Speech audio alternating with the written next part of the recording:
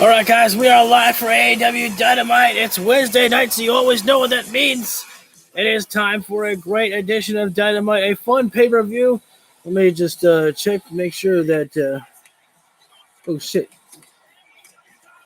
No, I don't want that one. Let's see. So I got the wrong Wi-Fi connected.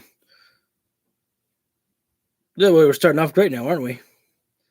I want to make sure that I use the proper one.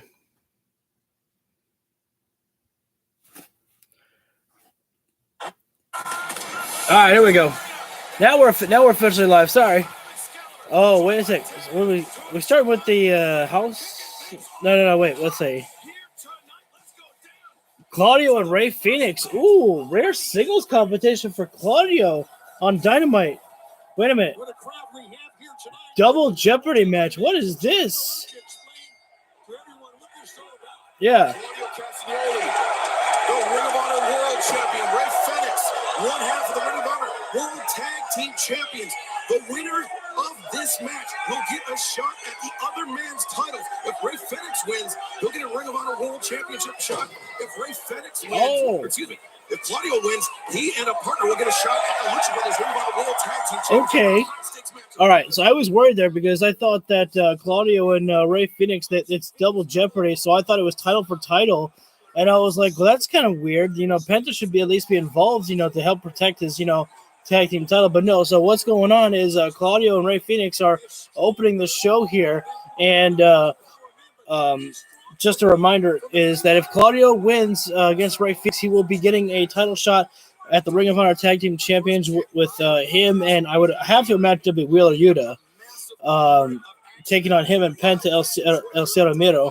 But if Rey Fenix wins, then he will get a shot at Claudio's Ring of Honor World Heavyweight Champion. Oh, Phoenix is thinking about a handspring there, and Claudio with a counter. Right now, Claudio's going to have to slow the pacing down here of Phoenix. My commentary, I might not be doing a lot of commentary tonight. I'm a little bit out of it after doing a live stream just moments ago for AEW Dynamite on the AEW Universe mode, which is a really good one. But this is going to be a fun night here tonight, like it is every week for Dynamite here.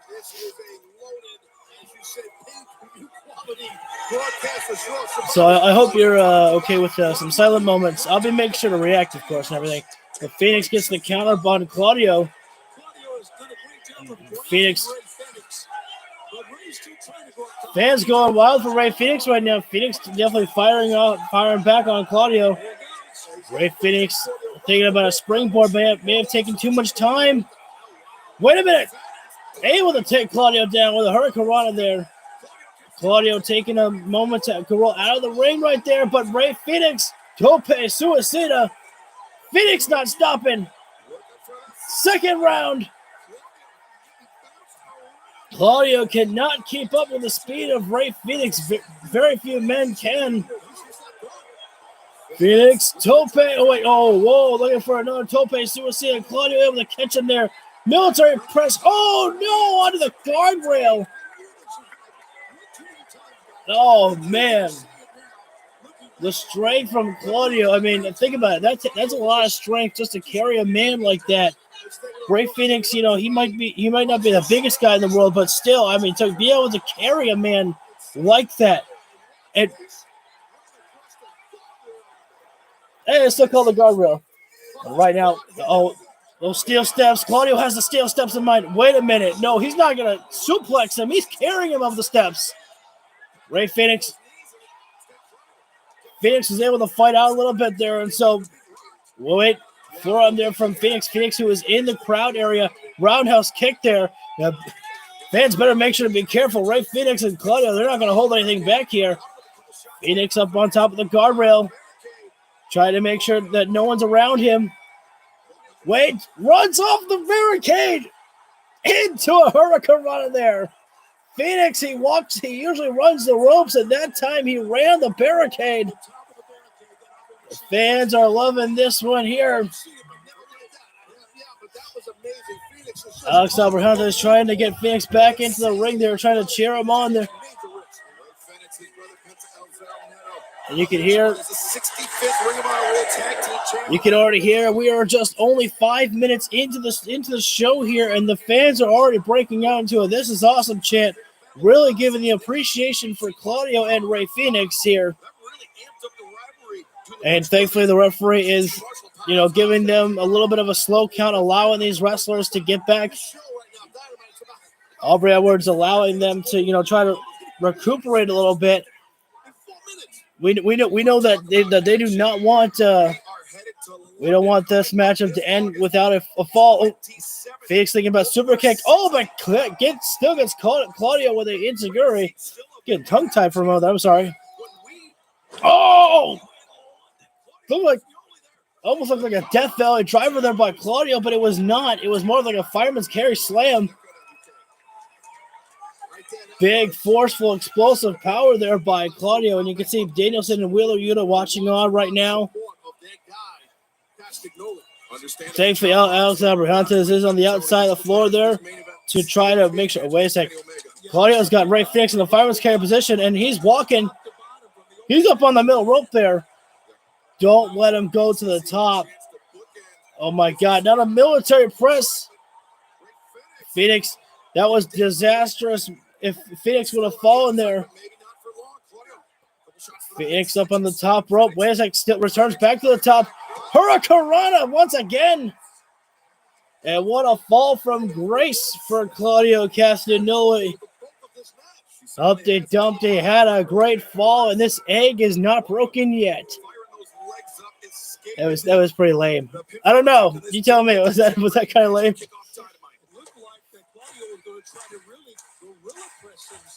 And Phoenix still able to keep the pressure on Claudio right now here. Keeping the speed, keeping the pressure. Rey Fenix looks like he's going to go for that roll through cutter.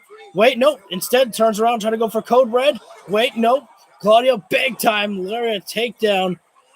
Almost like a King Kong lariat there. Shades of the mentor, John Moxley.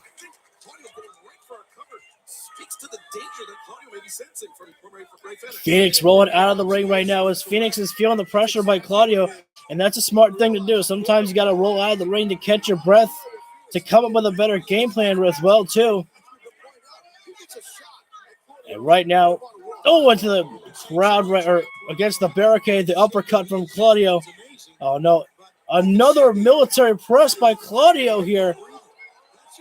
Oh, no, and now he throws Phoenix into the crowd onto the concrete floor there.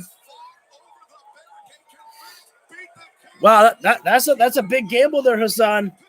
If you're right, if Phoenix wins, he gets a shot at Claudio's Ring of Honor World Heavyweight Championship. That's a big gamble right there, and honestly, I wouldn't put it past it. I wouldn't mind seeing these two go at it again. We are in picture right now, and Alex Abrahante has went right in the crowd and try to, get Rey Fenix back up. He's trying to call him up, encourage him, and whatever you want to call it. Aubrey Edwards is giving the count right now. Phoenix does not have long to recuperate, though. He's got to get to his feet if he wants this matchup to continue. And Rey Fenix does. But as soon as Phoenix gets back into the ring, Claudio just pushes him outside of the ring just with his boot alone. Rey Fenix, he's breathing heavy right now, and Claudio just able to, do the smart thing. Claudio is not going to the outside. Claudio staying inside the ring, catching his breath right there. This matchup has been intense, and Claudio has needed to catch his breath for a moment, as now Claudio's back on the outside of the floor with Rey Fenix.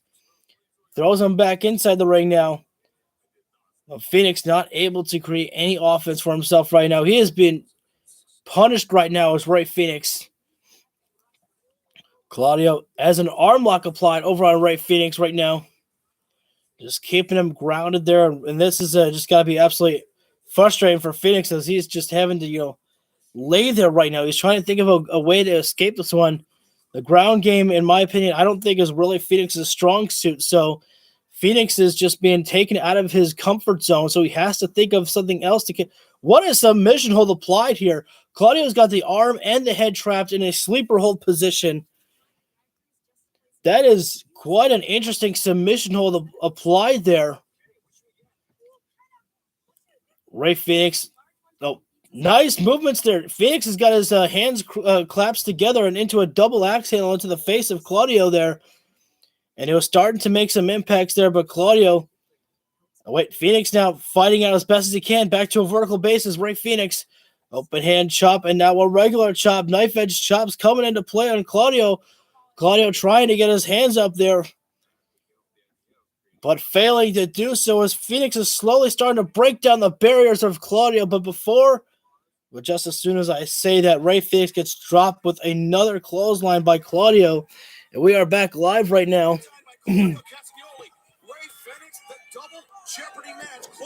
Phoenix set into the corner, and that disastrous uppercut by Claudio. Phoenix again breathing heavy, and he is hurting right now, man. If Claudio stays on top of Phoenix, he could have this matchup over with probably. But Claudio just taking a little too much time there. Went for the uppercut again, but now Phoenix sent out onto the ring apron. Forearms there in place by Ray Phoenix. Slowly but surely. At least that's a later start time for Rampage, but come on, man. Another time that Rampage is getting a special start time? What is TNT doing that is making Rampage have to be pushed back so many times? This is not right. I said it last week. I feel bad for Tony Khan. I'm pretty sure Tony would like to run Rampage on, the usual Friday night time slot, but it's just not happening. But, at least that's on Saturday, and it's at like 10 or 9, so I can watch it then. But still. But open hand chop there. And oh, wait a second. And now that's just disrespectful. Claudio with a slap to the face there. And Claudio with the uppercut. And now Phoenix running through. Was looking for Phoenix baited in Claudio. Phoenix was thinking about that back spin out kick there, and Claudio just said, oh, come on. He just dodged it. And then Phoenix popped in with a super kick. Thrust kick there by Phoenix. Phoenix is thinking about that roll through cutter. Phoenix has used that cutter to win his matches before, but he cannot capitalize on a cover right now. He is still hurting right now as Phoenix. He's got to push through the pain there as he does get the cover there, but perhaps that time that Phoenix had to, catch his breath, perhaps that cost him that matchup there. And it's easier said than done to push through the pain there.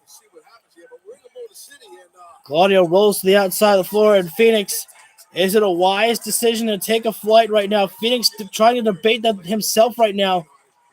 But there are just some things. Whoa, Phoenix! Oh, and Arihara moonsault off the top rope there. Phoenix, it looks like his fingers got a little numb right there. He's trying to get some feeling back in there.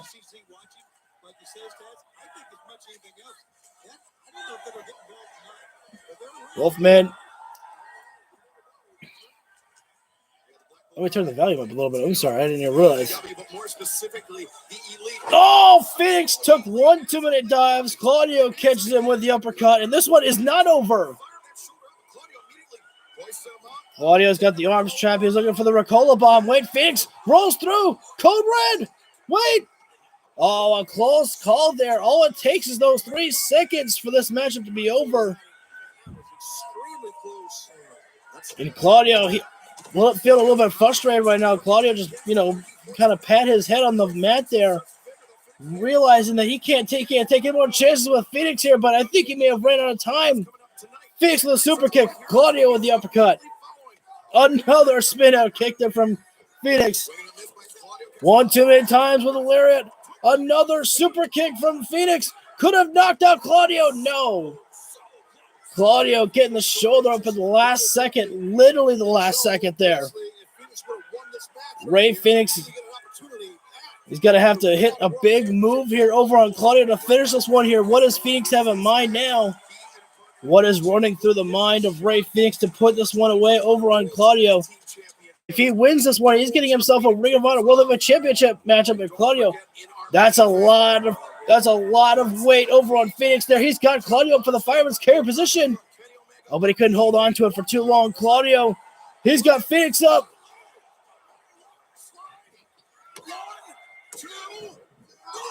Phoenix gets the shoulder, gets the hand up, gets the shoulder up in the last second. Oh, the Blackpool Combat Club elbows raining down on Phoenix. And Phoenix, oh, there's a lot of pain on the expression of Phoenix right there. And now Claudio, he's got the Ricola bomb set once more. Sit out there. Phoenix could be over and done with. And now Claudio will be getting himself a Ring of Honor Tag Team Championship matchup against the Lucha Brothers. And who would be the one? Claudio's got a new theme song too, which is good. Because Claudio should have a new theme song. The last one was too upbeat. You know, for a babyface. Or for a heel, I mean, sorry. Now, who is Claudio? Oh, that's not nice. Claudio sweeping the dirt off his feet right on the body of a fallen Rey Fenix.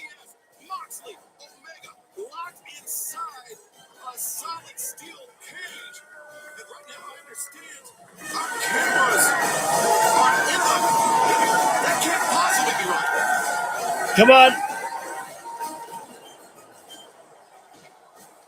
Miro! What? Miro?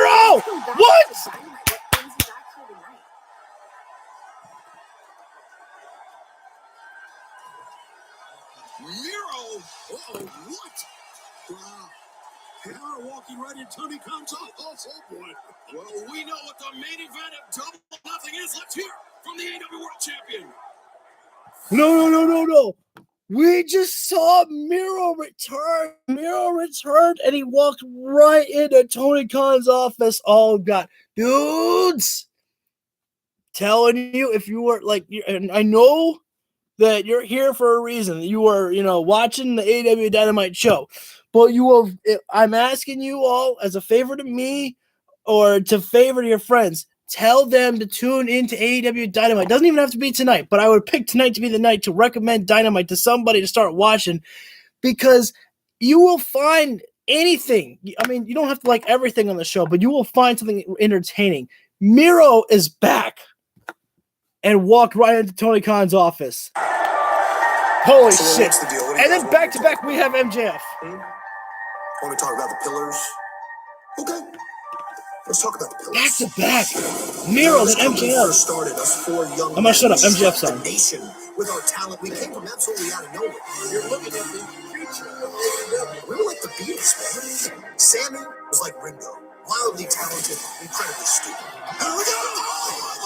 Oh, God. All the memories. Collected, rooted, young stud. He was George, then of course there was Dark. A dark, brooding artist just like John. Then there's me. I'm Paul. I'm the best. I'm the person that is going to have the most longevity. And since this company has started, the gap between me and the three of them has only gotten bigger and bigger and bigger. It's like a crater now. Look at all the... It's kind of sad. I'm begging these boys to step up to the plate. Accomplish some of the things I have accomplished. Allow me to list some of them off. I've beaten some of the best. John Moxley, CM Punk. Oh, MJF dropped CM Punk's name. I was hoping he would do it. And he listed Cody Rhodes. What have you guys done? Jungle Boy. I was in the best singles dog-collared match in the history of professional wrestling. I was in the best Iron Man Look at match all the in clips. the history of professional wrestling. That Double Nothing. I will be in the best four-way in the history of professional wrestling. Every great moment in this sport has one thing in common, and that is the generational talent. That is the best professional wrestler in the world. That is your AEW World Heavyweight Champion, Actual Chicken Freeman. And my reign of terror has just begun. He's not wrong. When you look at everything that MJF just pointed out there, there are some people that, start thinking, oh, Max, he's the same old. It's like, but he's not wrong with everything he said. I mean, all the moments that get talked about, him and Punk in their promo, him and Punk in the dog collar match, him and Punk in Chicago, MJF beating Chris Jericho like on 3 separate occasions, tossing Jericho off the top of the blood and guts cage. Yes, people talk about the bump that Jericho took, looked too fake or too staged and everything. And I agree, the camera angle on that shot kind of sucked. But and then there was the MJF pipe bomb promo. MJF is not wrong. He's done a lot of shit in AEW and beating Cody Rhodes when we thought that Cody was probably going to be the one to beat him in the rivalry. No, Max got the better of it. And then I think afterwards, pretty much, I think after that rivalry, I think that's when Malachi Black pretty much came into AEW. Because that was at Revolution when Cody and MJF fought.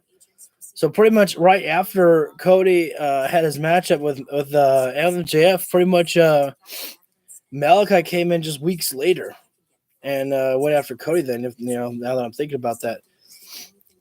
But yeah, I mean, so many great moments. MJF returning, and the sympathy for the devil playing, that one was like really cool. Even though I kind of hated the finish, about with the firm just handing the poker chip to MJF, but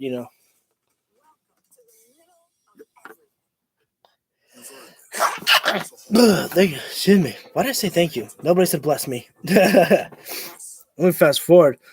Oh god, guys, Miro is back. What is he gonna do? I mean, is Miro gonna go after the TNT title again? I honestly, I don't think I want Miro going back to the same thing as before. You have a lot of intrigue with what they were gonna do with Miro. Now that he's back, I think you got to change things up. It can't be, I'm the Redeemer. I mean, I guess you could still do the Redeemer thing, but Miro being back and did not utter a single word, just walked right into Tony Khan's office. Are we going to hear anything from Miro or Tony Khan? And this, we still have that bloody steel cage match coming. No more running. No more hiding. No more. Instead of letting the inmates run the asylum for a change, we lock these guys where they can't run, where they can't hide. And you take on me. This is far from over. Do you hear me? This is far from over. You want to put yourself locked in a cage with animals like the BCC? You're going to walk out of that building with a broken heart and a broken face. Dude.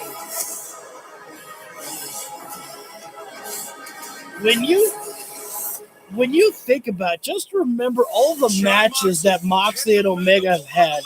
Moxley made his debut in AEW and went right after Chris Jericho and Kenny Omega. And I was like, okay, Moxley's gonna, take them down, and he's gonna stand tall. And then I remember I lost my mind when Kenny Omega pushed John Moxley into the ropes, and they both fell out, and they just started brawling outside the ring at Double or Nothing. And I was like, they're fucking fighting! I was like, oh my god! And then they went in the crowd, and they did everything, and I was like, oh my god. You have that. You have their matchup that they had at Full Gear, I think it was. And, then you had the spot where Moxley, put Kenny Omega with a Death Rider through the glass table out on Double or Nothing, and then you had the exploding barbed wire death match. Did it not end properly how it should have? No, it didn't. And then you had their matchup, Winter is Coming. It's like, it's one of these things when you look back at it, it's like, holy shit, these guys have been killing each other for years for this company.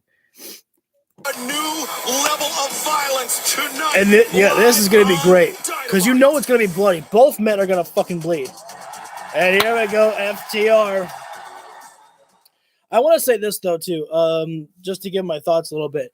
Kenny Omega said that John Moxley is the MVP of AEW. right now, and he's not wrong. We talk about that so often, that Jon Moxley is like the heart and soul of AEW. This man could have, when his contract expired, he could have gone over to WWE if he wanted to, or could have left and just worked as an independent wrestler and done no more AEW. But he stayed around because he believes in this company and he wants to elevate so many guys. He wants to elevate this company. Shoot. FTR already talking. Worked up, but before we even get started, I think Cash and myself, I think we owe an apology to someone. So I want to get our best friend, Mark Briscoe, to come out, please. Okay, now. Wait a minute. Come on. Not Mark Briscoe's music.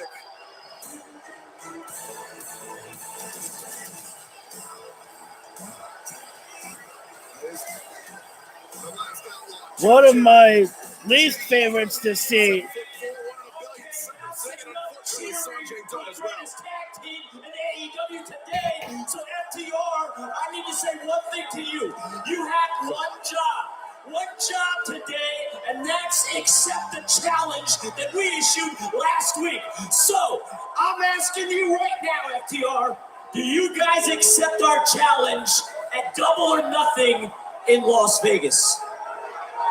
No, we can find a better match. Okay.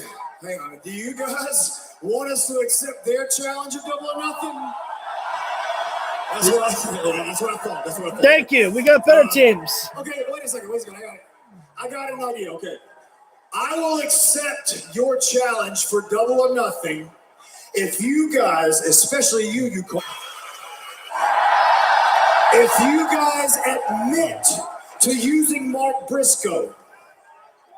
Using Mark Briscoe? Using Mark Briscoe to get to us. You think we're using Mark Briscoe? He's our friend.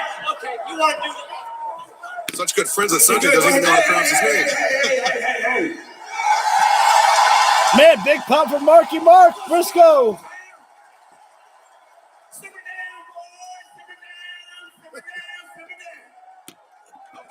Okay. Now, you fellas need to relax. You understand what I'm saying?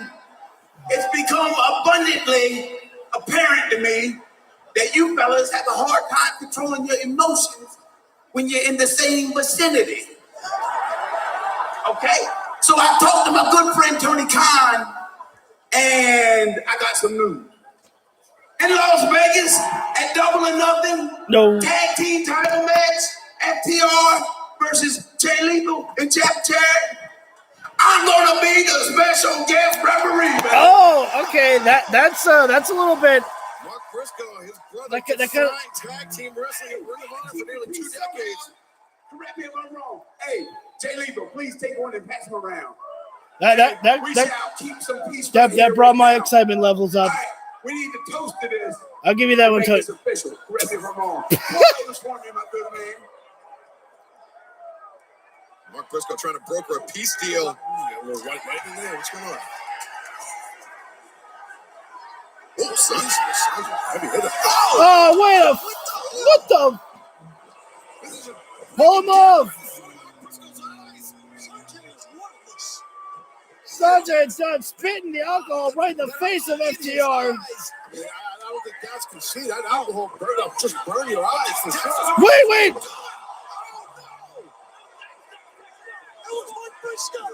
He can't see it. Oh, he couldn't see. Instinct alone. And Mark Briscoe.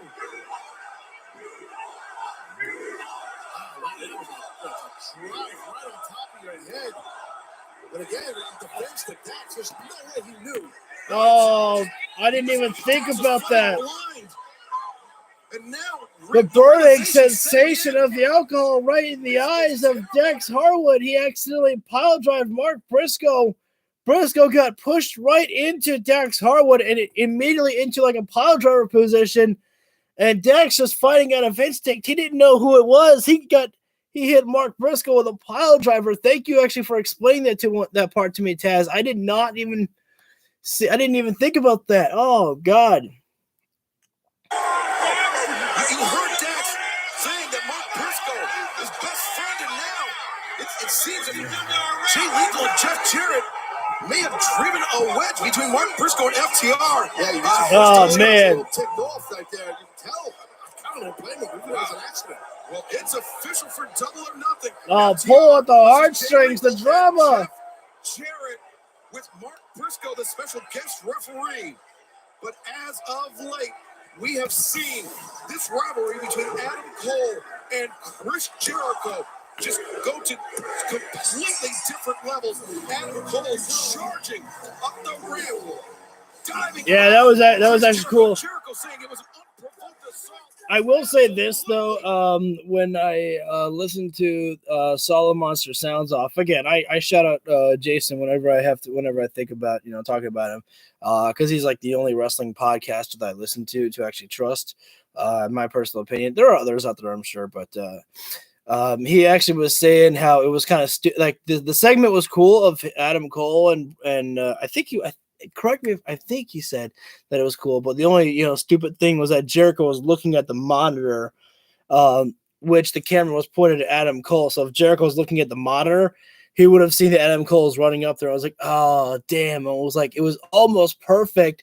And then when you actually see that Jericho was looking down at the monitor and the camera's there, Jericho should have known, oh shit, this guy's coming.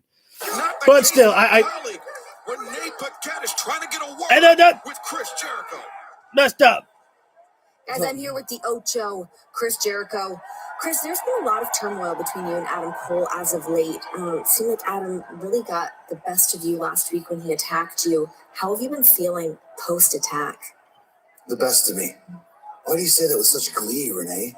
Why is everyone so happy that Adam Cole got the best of Chris Jericho after an unprovoked attack while I was doing commentary at the desk?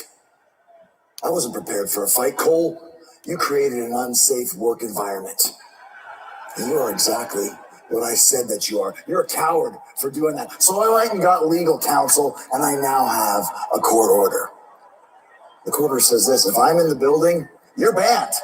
If I'm in an arena or a venue, you are not allowed inside. You want to mess around with Chris Jericho? This is Chris.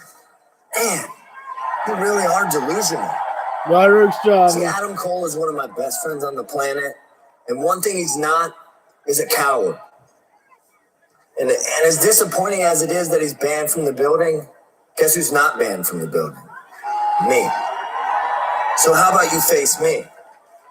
But not in a wrestling match, in a fight, in a falls count anywhere. Or I'm too much of a coward. Listen, Roderick, I understand you standing up for your friend. I understand that. It's loyal. It's a good quality to have.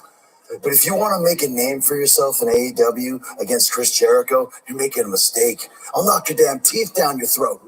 You want a falls count anywhere? Next week on Dynamite, you got one. But remember this, Roderick. Oh. I got a whole army behind me. Be careful what you wish for. Wait, come on, guys. I mean, I understand the crowd kind of getting a little upset about that. Falls count anywhere. They wanted Jericho and Roderick Strong.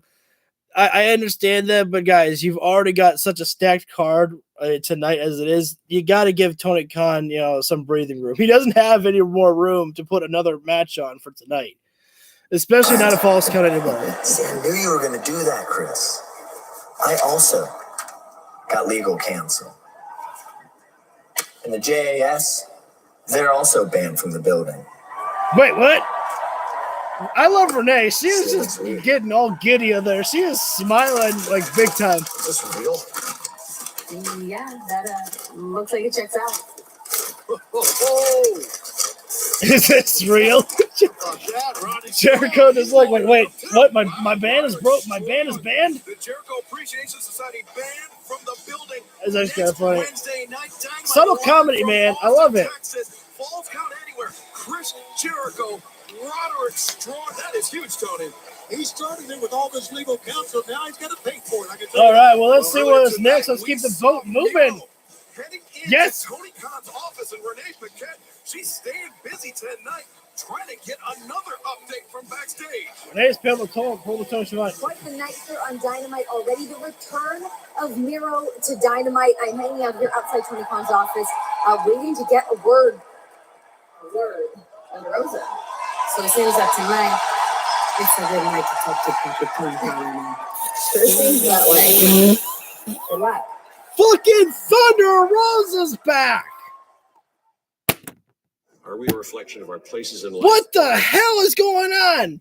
We got Miro. We got Thunder Rosa. What is going on? Dude, and I'm telling you, after everything that we've seen on AEW All Access about the women kind of bashing Thunder Rosa on it was like night 1 or episode 1 or episode 2, Thunder Rosa should go heel and join the Outcast to beat down Britt Baker and Jamie Hayter. Make some peace with Tony Storm there. That's easy enough. Dude, we got Miro, we got Thunder Rosa, we got CM Punk coming back soon. I don't know, with everything that's going on, are we getting CM Punk tonight now too? Holy shit. Dude, we're only 30 minutes into the show, and everything is going wild. We have a Falls County War matchup scheduled next week, Chris Jericho and Roderick Strong, which the smart thing is that Adam Cole can't be in the ring, but if Roderick Strong and Jericho take the fight to outside of the arena, I believe that if memory serves me correct, I believe that Jericho always said can't be inside the arena. Didn't say about not being outside the arena though. Oh man, we still have the House of Black. We still have Julia Hart and Anna Jay in a no disqualification match. House of Black is pretty much a no disqualification match as well too. And we have the steel cage matchup of Moxley and Omega. Oh my god! I say again, man, AEW is just fun, and that's what I want from wrestling. Is fun. I don't need anything complicated. It's the pillars that shouldn't have been. I'm the black sheep here. The only reason that I'm here is because I am too good to deny. From the moment Sammy Guevara came in AEW, he's been under my wing. He brought me in to be a part of the inner circle. Sammy was never brought in to be my second. Sammy was never brought in to be my understudy. Sammy was brought in to AEW to be a star. Sammy Guevara is going to show you what I've always known, and the world's about to find out. Really taken a lot of those tactics, a lot of those strategies that I've taught him and applied them to get to this match, the biggest match of his career. An opportunity at the World Title. When I heard that Sammy had an opportunity to be main event at Double or Nothing for the world title, I knew that's where he belongs. I love the promo. Someone that loves wrestling the way he does. I risk my life. I put everything on the line because I know that I belong at the top of this company. I never had the machine pushing me, and I never needed it. I think Sammy, potential, is a word that he's leaving in the past. I think Sammy Guevara is now the point where that potential has been realized. He was born to do this. He fights every day for opportunity to be there. He puts his life on the line for all of you and for himself. To be able to hold it and call myself world champion, it just shows that dreams come true. And if there's any kids out there watching and you have something that you want to do and you're being told that you can't do it because of this or because of that, then none of that matters. If you listen to what's in here and you go for it, it can come true. Man, Sunday, May 28th. these promo packages are killing it tonight as well too. And that's the best thing that they can do right now is because we don't need promos week after week with the four pillars. We just give me some promo packages to kind of build to the matchup. They're doing it right now. I'm pausing to give my thoughts on it, only because I think I want to do that from now on. If something is really in my brain that I want to talk about, I'll do it. I just loving the promo packages right now. Live on pay-per-view, will Sammy Guevara be crowned AEW World Champion? And Tony Khan has had a lot of unexpected visitors here tonight. So let's hear from the man himself about what exactly is going on. Hey, look at that! Thanks, A guys. special Tony Khan announcement that didn't get even promoted. I think that tonight in Detroit, we have one of the strongest Dynamite cards we've ever had. This feels kind of. This is one of the best lineups, some of the best matches, and some of the best wrestlers in AEW on tonight's show. This kind of feels pre-recorded. And in addition to all the great wrestlers and great wrestling you're going to see tonight, in the back, there are literally stars lined up looking for chances to wrestle in AEW. I think it's clearer than ever that AEW can produce even more great content every week. Here it comes. I'd like you to stay tuned to TNT next Wednesday for a huge announcement. And please join us next Wednesday here on AEW Dynamite, where we'll follow up on one of the most important announcements ever in the history of AEW. Thank you. Let's go back to the ring. That's coming next week. The looks like potential announcement of AEW Collision. And good thing I get to lower the volume because Orange Cassidy is coming down. You know, I put a poll up as soon as I heard the announcement of AEW Collision. I put a poll up on my Twitter and asked people, you know, would you get burnout from, you know, so much AEW, television? But, you know, with Dark Elevation, you know, Dynamite, Ring of Honor, Rampage, then Collision, they said, and everyone pretty much voted more AEW, the better, which is freaking awesome. And again, Orange Cassidy's hand is taped up, man. It's still taped up, and I don't know. I just feel like that there's got to be something with the House of Black with that, because remember, the person who injured that hand of Orange Cassidy was Buddy Matthews. So it's kind of weird that hand is still taped up. I just feel like, I mean, maybe I'm fantasy booking here. Best Orange Cassidy side, I like that one. But now that they obviously, you know, took away AEW Dark and Dark Elevation, you know, that there's obviously less chances of burnout there for the fans for AEW. And hey, more AEW shows means more times that we're live streaming here on the channel here for all the AEW shows. Now comes Daniel Garcia. My opinion, though, like, I know it's not the most greatest of match lineups, but like when I was thinking about it, I was thinking that the person who should have actually, you know, gotten this title match was Jake Hager, because Jake Hager was really being like the MVP for the Jericho Appreciation Society last week, and he was really, you know, just laying it into Orange Cassidy last week, if you ask me. So I feel like that Hager should have gotten this title match, but I will never not be okay with watching Daniel Garcia in an Orange Cassidy matchup. Well, the thing is with Orange Cassidy, maybe if you've never seen before, you see the guy come out here with blue jeans on and a blue jean jacket and stuff. And this Detroit crowd, I believe we were in Detroit, Michigan. Correct me if I'm wrong. You know, I believe that we're. Wait a second. Daniel Garcia was teasing, doing the hands in the pockets of his own there, but they are staying alive right now as this crowd here, which is awesome to see. And right now, Daniel Garcia backside slam there on Orange Cassidy, just a takedown wrestling mat slam. Oh, and a couple of slaps onto the back there, and Garcia taunting, posing away there, trying to do some sports entertainment stuff there, and Orange Cassidy's not having it. Wait a sec. It's Garcia.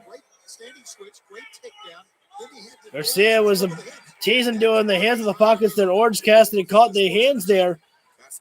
And Cassidy goes around. Wait, nice movements there from Orange Cassidy. Headlock there by Orange Cassidy onto Daniel Garcia. Garcia sends Cassidy into the ropes. Wait, no, he doesn't. Cassidy able to stop himself in mid-motion. Nice arm drag there by Orange Cassidy, and this is a different side of Orange Cassidy. We usually see Orange Cassidy with the explosive style with the DDTs and utilizing the speed and agility there to his disposal there. But now Orange Cassidy doing some mat wrestling there, but that might not work out well for him there, as that's more of Daniel Garcia's specialty there. And Orange Cassidy, he's got to be careful though, because if he had both shoulders on the mat, the referee would have to count it. I would definitely vote for Orange Cassidy as well too. I mean, Daniel Garcia, he's not the guy to beat Orange Cassidy. I still think that Malachi Black should be the one to take that title from Orange Cassidy. But Orange Cassidy is just a ball of fire, man. Orange Cassidy is one of the best wrestlers, right now on television. I truly mean that. He is one of the most fun wrestlers to watch, and he performs on a weekly basis, just absolutely killing it.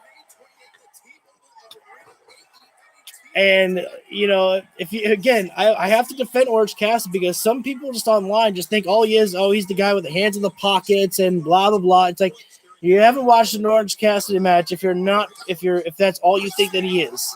It's like, you have to give him a chance. You have to watch him. He's really good. Oh! And Daniel Garcia wrenching at the hand there right there. And anybody, if they do manage to beat Orange Cassidy for the AEW International Champion, they should probably thank Buddy Matthews for that assist there because of that hand being damaged. Now Garcia able to take control over an Orange Cassidy. Oh, but he cannot keep the pressure there. Orange Cassidy. Oh, Cassidy gonna take the dive. Tope Suicida, and Garcia gets bounced off the barricade. And, looks like Orange Cassidy might be hurting a little bit. He's kind of staggering a little bit on his leg there. A little bit hobble. That's exactly what I was just saying there, Taz. Thank you. Oh, Cassidy diving cross by there. Really hurting right now is Orange Cassidy. Garcia, wait. Oh, big elbow there from Daniel Garcia, dropping down the champion. And now Garcia. Oh, Orange Cassidy gets sent over like a cannonball into the corner. And now this time, Daniel Garcia, can he keep the pressure on Orange Cassidy? Oh, back suplex on the ring apron there. Solid contact. And now, a back suplex onto the barricade. Referee trying to check on Orange Cassidy, see if he's still able to continue to compete in this matchup here, as we are in picture-in-picture break right now. And if Garcia can get Orange Cassidy back in the ring and continue the pressure right now, this one might very well be over. But right now, Garcia wants to deliver more punishment to Orange Cassidy, throws him into the barricade, and Garcia seems more intent on posing for the fans rather than focusing on the champion, which is a mistake to make. Absolutely it is. Always, when you're in a high matchup like this here, you do not need to be posing away at the crowd. You need to stay focused on the champion. You need to keep him grounded. Otherwise, you're just risking, losing a matchup when it matters most. But Garcia has now finally put Orange Cassidy back inside the ring, but still taking too much time looking around at the crowd there. Stay focused on Orange Cassidy. He has not retained his international championship this many times by luck alone. Suplex there, only getting a 1 count, it appears there. And let's run right through here. Tony Khan is going to make a very huge announcement next week, which is more than likely the announcement for AEW Collision coming up for the Saturday show. I would even, put that on Tuesday, though. Tuesday at a better time slot, if you ask me, for my opinion. I think that Saturday, is a bad time for a wrestling show. A wrestling pay-per-view, sure, but for a wrestling, weekly show, I don't know. I just think I think that you'll get, the AEW diehards like myself who will tune into the Saturday show at the time slot because they want to see it. But there's just, way too many people that Saturday is their, their day off from work. And, do they want to spend it, sitting in front watching a television show? Some people, they want to go out on a Saturday. So it's a big risk to, put Collision on a Saturday if that's where it's going to be. I don't think you put it on Monday, of course. That's stupid to try to compete with Raw. I think what you do is you put it on Tuesday. You know, you already lost AEW Dark, so I mean, there's no point in just not putting on there. But we to also talk about some other stuff. Miro and ThunderRosa are back there, but let's focus on the action here. Daniel Garcia is keeping the pressure on Orange Cassidy, which is exactly what he needs if he's going to win this championship matchup for the AEW International Championship, of course. Garcia could be looking for the Dragon Slayer. He's got the Dragon Tamer, I think it's called. He's got both legs locked there, or both legs in the grab, stepping through the Dragon Tamer. Wait, I keep calling it Dragon Tamer. I think it's called Dragon Slayer. But I always mess it up. And we are back live right now, which is good because I actually needed a water break.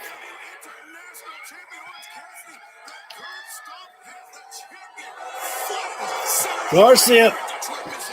Man, the entire crowd coming alive. Let me hear it. Listen to the crowd, man. They are loud. And people might hate this one, but I don't think that Tony Khan is piping in any crowd noise either. When you watch an AEW show, you can hear how explosive the crowds are, man. Orange Cassidy is propped on the top rope, and Daniel Garcia could be looking for a supersized superplex. That one has been able to put away wrestlers before, a superplex, and not a lot of times, but it has been able to. Orange Cassidy having to use that right hand there, and that's going to be the annoying thing for Orange Cassidy is every single time he uses that right hand, it gets hurt, and so he has to switch to his non-dominant hand, as right now he was utilizing his left hand for the elbows. Oh, man, that was nasty there by Garcia, going after the injured hand of Orange Cassidy once again. To the top rope, tippy top, superplex, incoming. Oh, wait, follow through there by Garcia. Wait. Oh, that one was a little bit. The Stun Dog Millionaire, Orange Cassidy. It's all, at least it looked like looked like a headbutt. Cassidy was trying that for that Stun Dog Millionaire. It was kind of a little bit clunky there, but at least they looked like they, banged heads for the headbutt. Garcia's got the double legs going for the Dragon Slayer. But once again, Orange Cassidy able to fight out.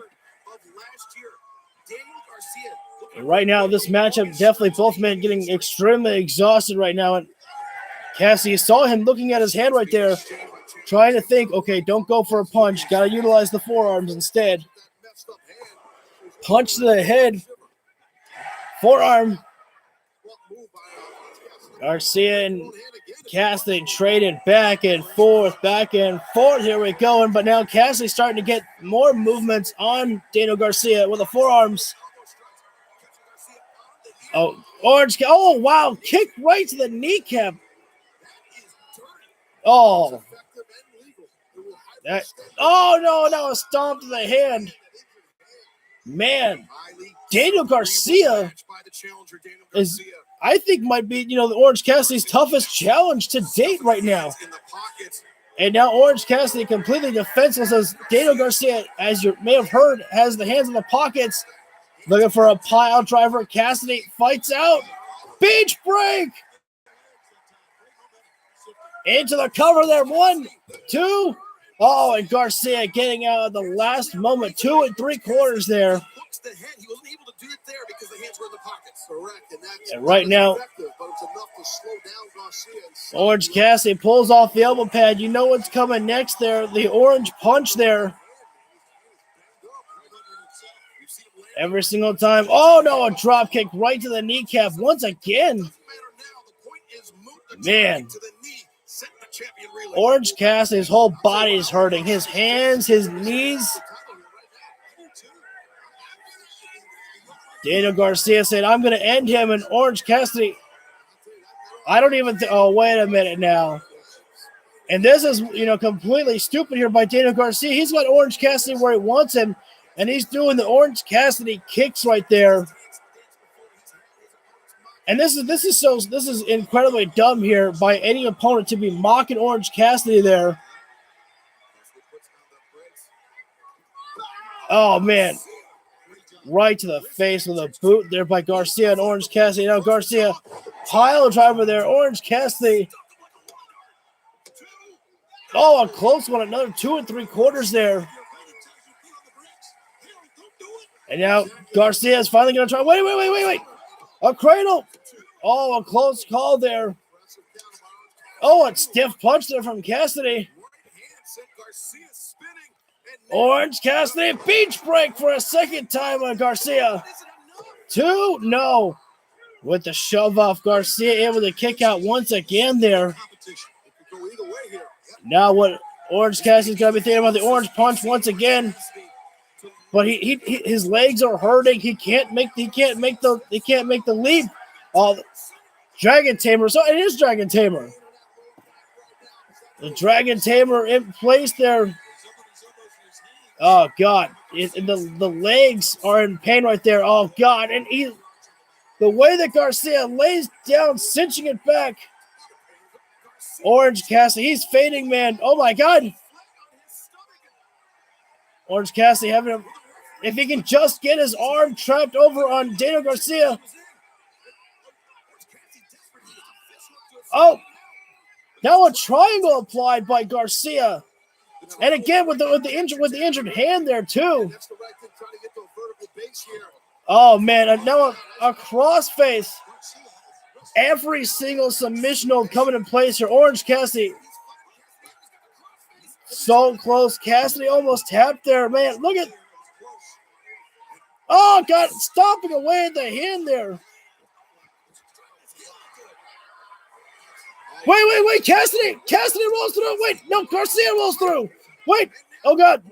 Wait, Orange Cassidy. Wow, holy crap. I legit actually thought that Orange Cassidy was about to lose that one there.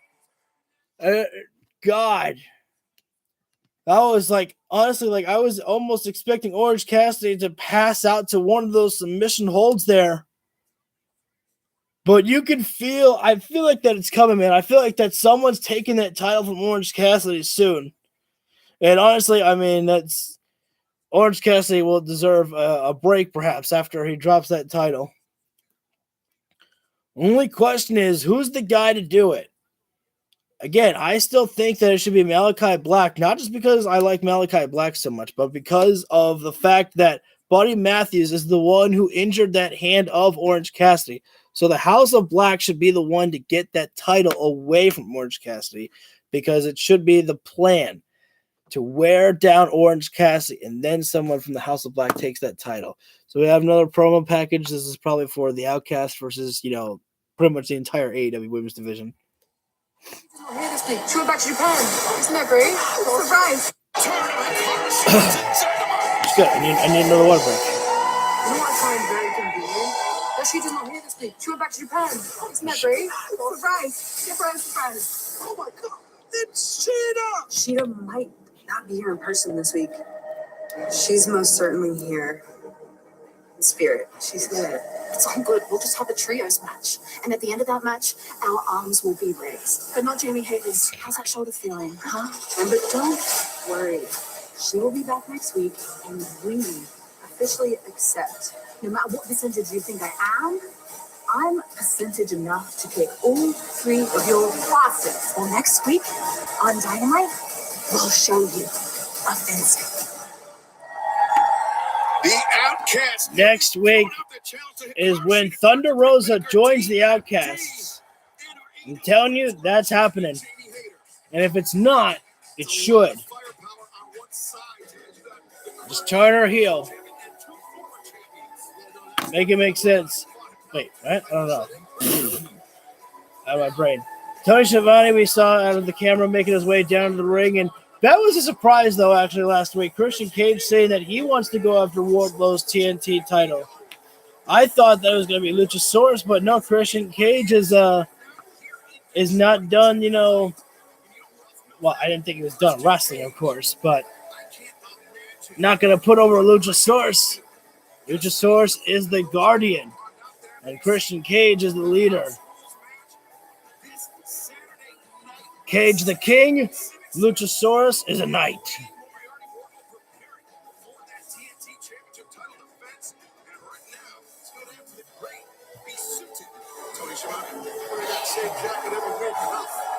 All right. Christian Cage, we know that Wardlow and Arn Anderson are not here tonight. Boom! And you have. Why would you do that? Fans want to know, you put yourself to the #1 contender to the TNT Championship. They want to know why, how you can do that. It's not like there's any rankings. First things first. Not anymore. Detroit, you're literally. And they literally gave in to Crush, and they said, all right, you need us to make more noise? We'll do it for You're you. literally the worst city in the country, so keep quiet while I conduct my business. So you want to know why, Tony? I am the #1 contender for Christian's the getting the TNT MJ chant. Championship. It's simple. Because I'm Christian Cage, that's why. When you've compiled the laundry list of accomplishments that I have, you're afforded certain luxuries that other people are not. Like walking into the boss's office and saying, I want the shot. And when your name has the cachet that mine does, you get the shot. They're almost booing him as loud as they did for Dominic. I have a question for you, Tony. I have a question for you, all right? What's with all these wrestlers in AEW and their daddy issues? I don't know. What do you mean? Oh, remember Wardlow. Much like my previous opponent. There you go. Christian getting the jungle. Much like my previous Wait, opponent. I want to say something real quick. So if anyone, because I said earlier how that AEW, I don't think Tony would pipe in any crowd noise. They're chanting "Shut the fuck up" now, and there was a fan that was actually mouthing the same thing. So just in case anyone's gonna in the comments say, "Oh, how do you know?" It's like because he's literally copying what they're saying. No piping crowd noise. Opponent Wardlow also had a father. Oh God, is he gonna say it? But let me put your mind at ease, Wardlow. I'm not going to berate your father. I'm not going to go down that path because let's face it. Your father wasn't famous. Nobody cares about him, so I'm not going to waste my breath. God damn, Christian! But here's the thing. It's a good thing, though, because you found Arn Anderson, right? You found that father figure you were looking for. And lucky for you, it just so happens that Arn was looking for a new son himself. Oh my God. This man is vile. Right. You may or may not know that Arn Anderson's son, Brock, is under contract and is a wrestler here at AEW. And I'm going to go out on a limb right now and I'm going to say that Arn Anderson is nothing more than a bold-faced liar because he said the last thing he wanted to do in this business was to send his son Brock down the right path. He wanted to set him up for success. That is until he looked over his shoulder and saw Wardlow with his brand new TNT championship, and he could just throw Brock to the side, hop over to Wardlow, and take all that credit, right? But good on you, Wardlow, because now you have that legend steering that ship. Legend are other people's words, not mine. I mean, if you're the other guy in a tag team with Tully Blanchard, I guess that makes you a legend, right? Or if you're Ric Flair's lapdog for years and years, I guess that makes you a legend, right? Oh, Christian. Let me ask you a question, Arn. How many times have you won the World Heavyweight Championship? Huh? None? I'm a multi-time World Heavyweight Champion. Wardlow, unlike Arn, I understand what it takes. I know the struggle, the scratch and claw to reach that mountaintop. So what are you gonna do, Wardlow? What are you gonna do when you realize the crowd is chanting Edge is better? What are you gonna do when you realize your legend is not as cunning as me? They're killing this. When you realize your legend was never as good as me. I'll tell you what you're gonna do. Next week here on Dynamite, you're gonna stand in this ring. I'm gonna walk down this ramp. I'm gonna stare you in your beady eyes. I'm gonna spit in your face, and you're gonna realize that your days as a TNT champion are all but over. I would. And Detroit, kiss my ass. I would have loved if Christian actually said, and no, I'm better than Adam, or pull something right there, just to kind of give into that. But saying Detroit kiss my ass was, I guess, good enough. Very bold words from Christian Cage. Know that Blue Roman Army is They ate Christian alive there, if he still has that same gumption next but week. Cage never lost it. Let's take a look at the third member of the Four Pillars match at Double or Nothing. Ask myself, what is it really I'm on this earth to do? It's not to clean toilets at the 99-cent store. It's not to wash dishes. It's to be a pro wrestler. See this roof right here? This is where I jumped my car. Now you see it's replaced by a big-ass skate park. We're here with my dad. And, yeah, we are going to train today. And people are like, wow, how is skateboarding and doing jumps on a dirt training? Don't you see how I wrestle? It's crazy. So I gotta go crazy outside the ring. Let's go. The reason I do the crazy things outside the ring is it breaks mental barriers down in my head. It makes me understand that I'm capable of so much more than what people told me I was capable of.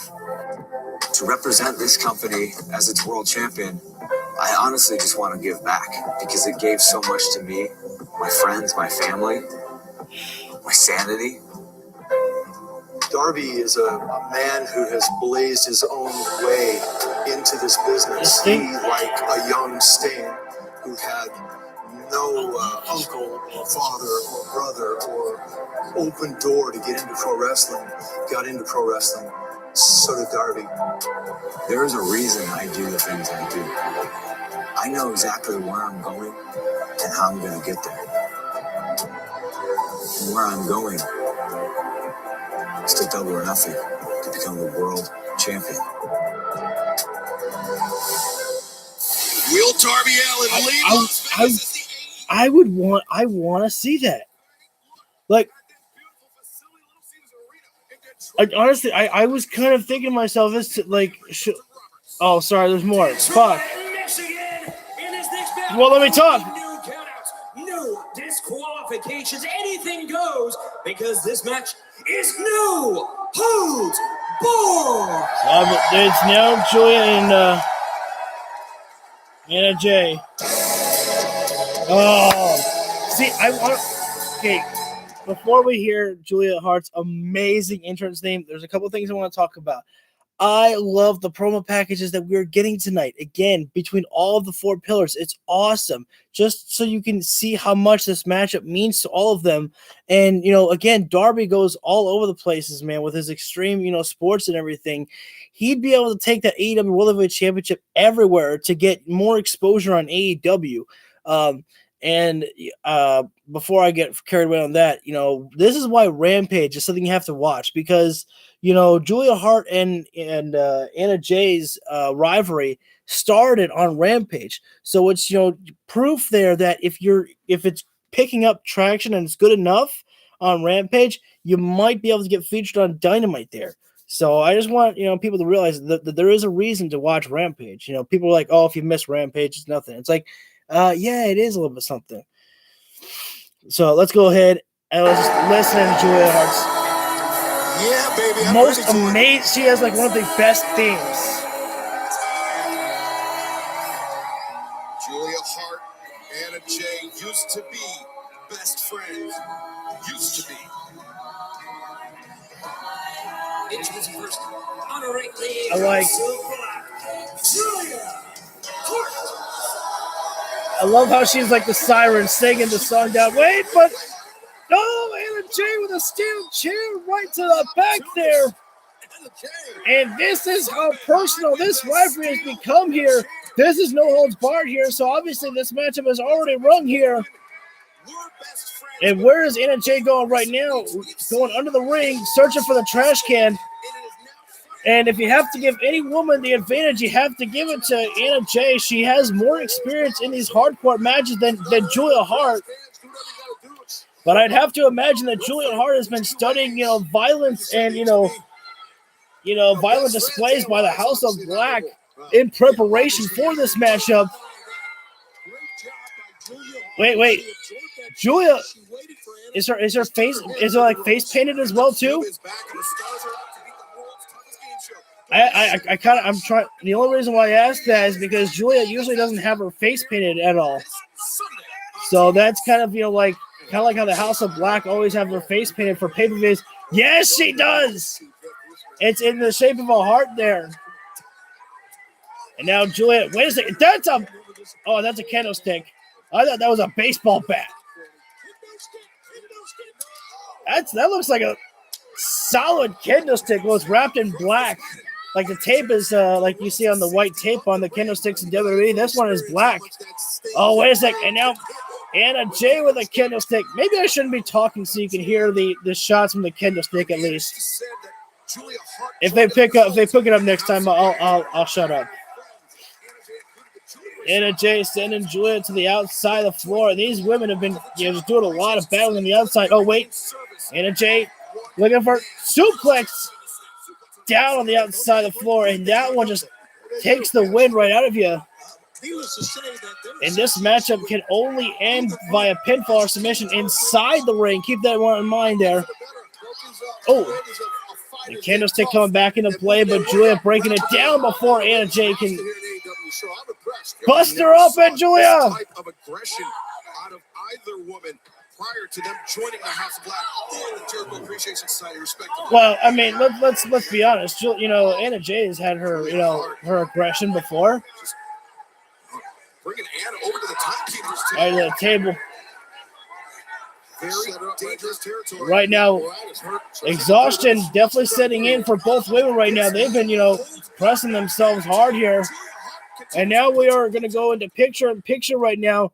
Julia Hart, she's still, kind of hurting after that suplex on the outside of the floor there. But now she has the kendo stick in place and, putting it right to the throat there. And again, remember when Julia Hart came in, these two were, best friends.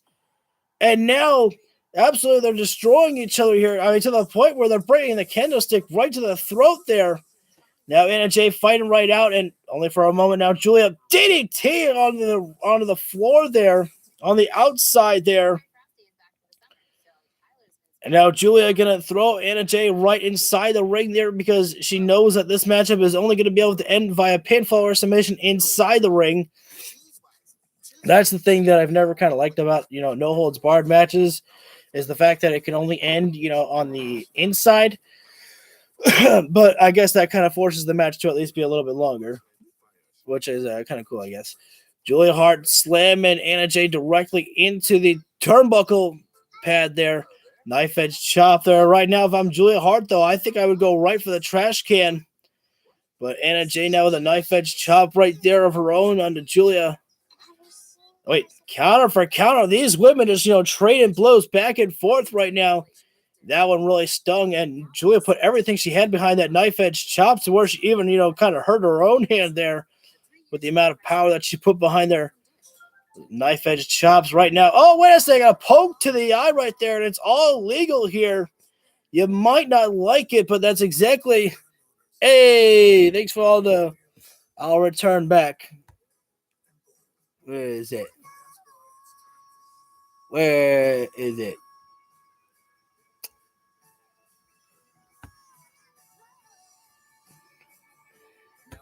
Oops. No, wait, what the fuck? How do I send? I think I messed up somewhere. There we go. There you go, back at you.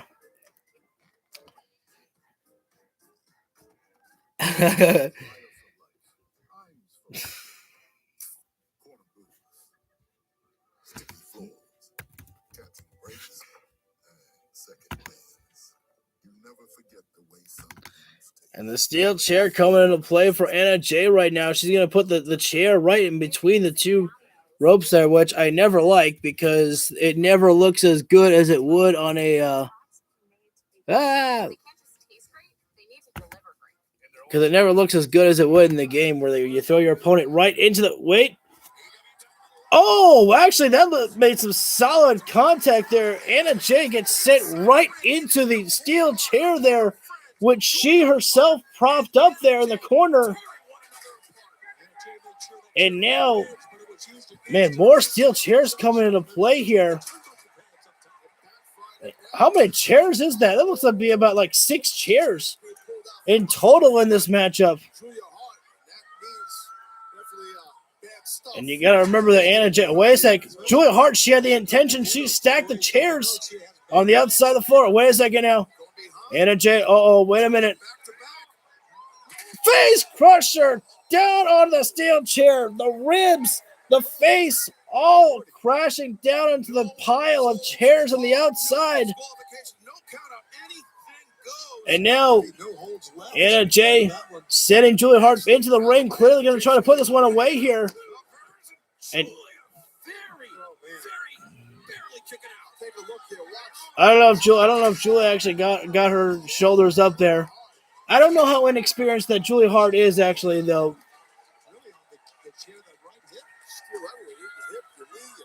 But she is definitely hurting right now. Now the trash can finally coming into play. Anna Jay. Oh, right to the body, right to the face. And now cover in the face of Julia Hart with that trash can there. Well, there's only evil intentions that are coming here with Anna Jay right now. Boom! Solid kick there.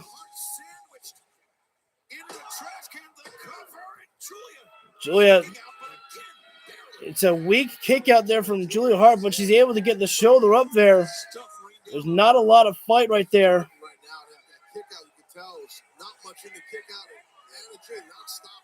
And remember this one is that in the matches that Anna Jay has had, she has used thumbtacks before and tables.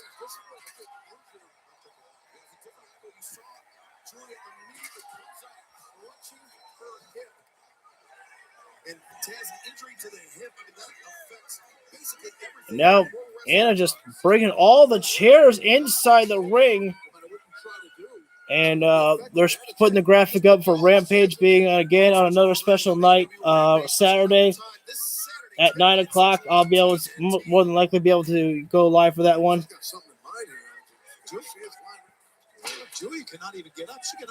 Julia's hurting right now.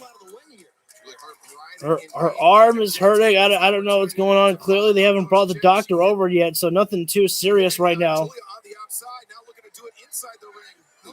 Wait a sec. Looking for a suplex now on the steel chair. I don't know if Julia Hart can. She's got to get out somehow. Forearm right to the face there. Well, she cannot. She's hard. It's hard for Julia to be able to put much strength behind her attacks right now. Propping Anna Jay up on the top rope there. How much does she have right now? Right now, slowly. Oh, forearm right to the face there. Both women trading forearms there. And now Julia. Wait a sec. Up top, superplex. And thankfully, actually, it was mostly just her legs. Anna Jay thankfully missed out. Wait a sec. The Devil's Clutch. And Julia manages to win. I call it the Devil's Clutch. I think it sounds much cooler. But maybe it's because I like the names of my own finishers more. It was by no means an easy victory for Julia Hart there. And even still, after all the pain that she's feeling, she's still able to sing the Siren song. It appears to be true. The house always wins. Will the House of Black be able to do the same come later tonight? You have to imagine that Julia Hart will not be able to accompany the House of Black out there.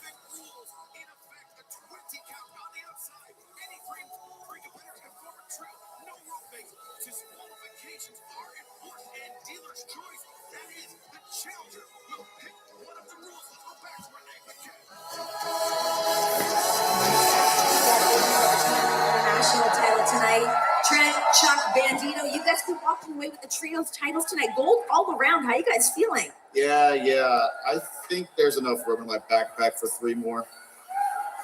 Detroit, I'm feeling it. Tonight's the night. Tonight's the night. Best amigos win the big Oh, one. I like that one. Guys, this is an open house match. Have you chosen what the final rule is going to be? Oh, it's a good one. Tell him, Chucky. You didn't tell me about the pick the rule. Guys, it's an open house match. You guys have to choose what the final situation is. Since when? That spooky girl was out there earlier. She's scary as hell. I want her running around. Sure. All witches are barred from ringside. Okay. Sure. Okay, so that's how the open. I'm so tired, Renee. I'm so tired, Renee. Did she say me too? Did Renee just say me? Any final words for best friends? No, I'm so tired, Renee. Me too, buddy. Well, I think Renee needs some more coffee then if she's this tired. We need you high energy, Renee. John Moxley will need you after all the blood he's going to be bleeding tonight. You're going to have to play Nurse Paquette. So, but that's how the rules work there of the dealer's choice is that you get to make up your own rule there. So the rule that the Best Amigos have come up with is that no Julia Hart will be out there, but I mean I didn't think that she would be out there anyways, after the matchup that she already had with Anna Jay, which was all right. It definitely wasn't Anna Jay's, best, no DQ match. Obviously she's had, a lot of great ones with her and Ty Mello. But it was pretty good. I think that, Julia, I think that needs a little bit more in-ring work there. But I still think that, I don't know. I have hopes. I have high hopes for Julia. So we are in commercial break right now. It is not a picture-in-picture best friends or best amigos. Wait, I have paused so many times in this stream here that I am able to fast forward. That's the best thing about stopping and talking. You get to fast forward through most of the commercials now. All right. I want to thank you guys all for tuning in right now. Thank you very much. We are going to be about 10 seconds away from coming back live where we'll see the House of Black, in the first ever open house match. I believe that's how it's referred to as, against the Best Friends, followed by with Bandito as well in there too. All right. Wait, the House of Black's theme song might get me hit with a copyright. So as much as I want to watch as much as I want to hear the House of Black's theme song, I'm pretty sure that Dead Body would probably get me hit with a copyright. And so this is going to be a tough one for the Best Friends here because, I mean, the House of Black, this is their special match and their specialty with being able to bring the violence to the outside of the floor like they do. Not many men can combat with the type of violence that the House of Black brings in a trios matchup.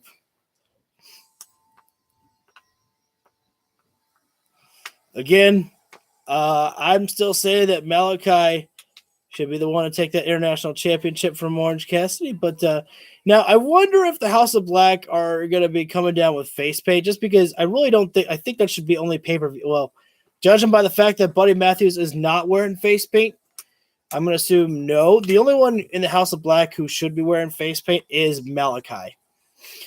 Because, he's had it from down since day one.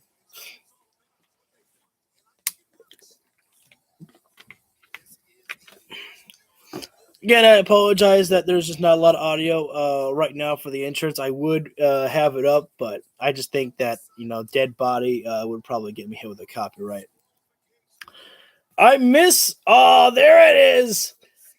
I like it better when Malachi's face is pretty much all painted black painted on one side there. I didn't really like how there was a small bit just under his eye, and I was like, come on, man. I was like, you look so much cooler.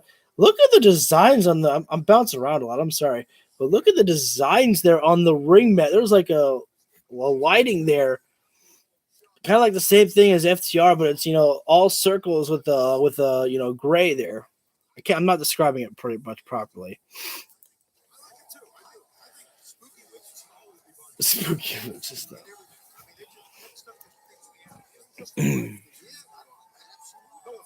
All right, this is our semi-main event of the evening, and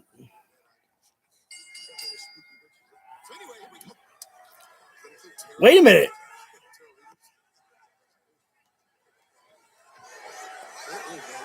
Wait a second. It's literally a House of Black matchup. It's a pitch black. You can only see about maybe the 2 front rows right now. This crowd coming alive for House of Black. I love Best Friends too, but I don't think you're winning this round here, Hassan. I love this outlook. You still have the House of Blacks, movie playing in the background as well too, I believe.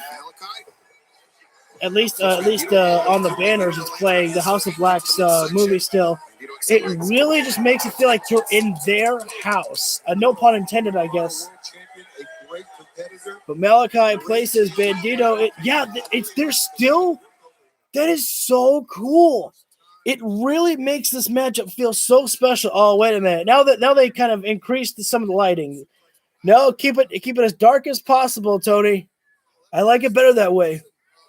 But I mean, it's so cool. Like they have the House of Blacks, the movie, their entrance movie, still playing in the background, and it really just really makes it feel like you're in their house. You are stepping in their territory and having to take away what's theirs. I like that. And Orange Cassidy watching in the back there. Is it for support, or is it to set up for something more later down the line?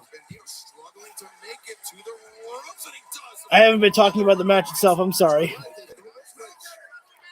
I've been just. Yeah, that's right. No rope breaks. I had to remember that. And that's the thing that you have to remember about too. So thankfully, that's where the referee comes into play there. Oh, rising knee strike there from Bandito. In comes a tag. In comes Chuck Taylor right now. And now Trent. Just going back and forth around. And Malachi gets caught with a double back elbow. Sent right into a wheelbarrow with Bandito into a facebuster. Double elbow drops. And nice move was there. And looking for suplex, but no. Malachi turns around, and now blind tag. In comes the big man, Brody King. Trent doesn't even realize it yet, but now he does. Nice movement. Wait a second. Oh, and a knee bar applied there. Senton as well there from Brody King. And I believe we are about to go into picture-in-picture break here. Oh, no. Every man's on the outside. Here comes what I was talking about, the violence in the House of Black rings. This is pretty much what has won the House of Black many of their titles, many of their matches in the past. Ever since they have been back, they have been more violent than ever, bringing violence to all around the ring, to the outside, the inside, and it has worked greatly to their advantage as it is right now. Brody King with a running crossbody into, I believe that may have been Trent on the outside there. Right now, not a lot's happening right now. I would like to just take a quick moment to kind of promote myself, if that's okay with you guys. Don't forget to hit the like button down below. If you feel this video deserves it, you can leave a comment on the chat right now or on the replay. I respond to all of you. Hit the subscribe while you're there. Go ahead and hit the bell icon so you get notified when I go live for any of my videos. And at the same time, we just did another episode of the AEW Dynamite episode on the AEW Universe mode. And let's just say it was a lot of fun. The women absolutely killed it in an 8-woman style matchup. It was so much fun to commentate that matchup. And also, Malachi Black has to contend with 3 members who fought for justice. The Shield came back. Yeah, go check that one out. But not now. Not now. Stay with me. So we're back inside the ring right now. So that was me just, giving a little promotion.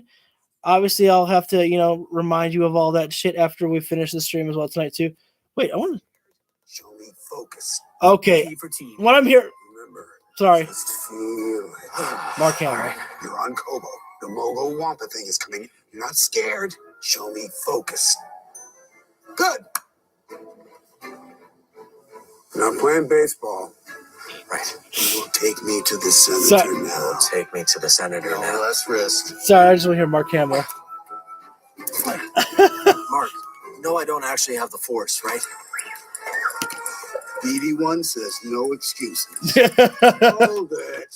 You get 2 lightsabers? Well, technically 1, but I can split them. Sorry, I just want to hear Mark Hamill on the They commercial. gave me 2 lightsabers. They didn't give me 2 lightsabers. Is Mark still in here? Okay, no, I think Mark's done. That was pretty fun. All right, so I'm sorry. Use your force powers to pull that sphere. Damn it. Mark is still I here. really don't need you to explain the force to me. That was fun. Okay, I'm sorry. I wanted to listen. I just wanted to watch that Mark Hamill commercial with the new Star Wars video game coming out. So we're back live right now, and in comes Buddy Matthews. I would call him pretty much the wild Joker of the House of Black, if I may. He is the unpredictable one, but takes the DDT from Trent there. But unfortunately, Buddy Matthews took down Bandito and Chuck Taylor. There's no one to tag right now.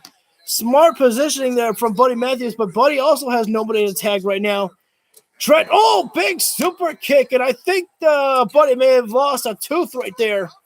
Super kick right there. Or I already said super kick. A kick out. Sorry, I got tongue-tied for a moment. Orange Cassidy. You know what would be cool? Julia Hart's banned from ringside. Is that Julia Hart is banned from ringside, but what if Julia Hart actually,